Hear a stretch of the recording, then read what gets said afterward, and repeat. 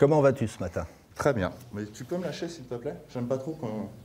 Les cours de self-défense féminine ont malheureusement le vent en poupe. De plus en plus fréquentés, synonyme d'une augmentation des violences faites aux femmes. Ici, on vient chercher un moyen d'arriver à se défendre face à des situations imprévues.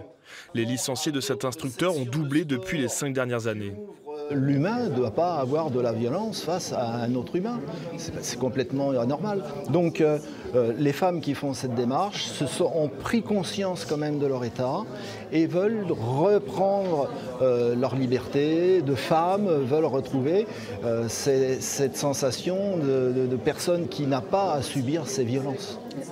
Les élèves sont conquises, aucun doute sur l'utilité de ce stage. Oui, c'est quelque chose qui peut être utile et voilà, on n'a pas besoin d'être costaud et musclé pour pouvoir se défendre et se gager en situation difficile, quoi. Qu'elles sachent au moins déjà quels sont leurs droits et puis physiquement, ça peut aider quand même, ça peut aider parce que les hommes n'ont aucun scrupule. Aucun droit de violence physique de la part des hommes. Ce gendarme rappelle également que les femmes ont le droit de dire non.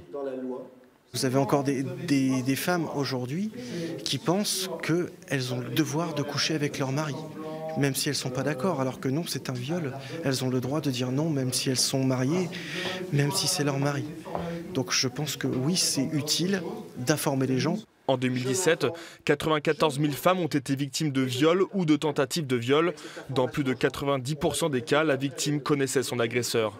La même année, 130 femmes ont été tuées par leur partenaire.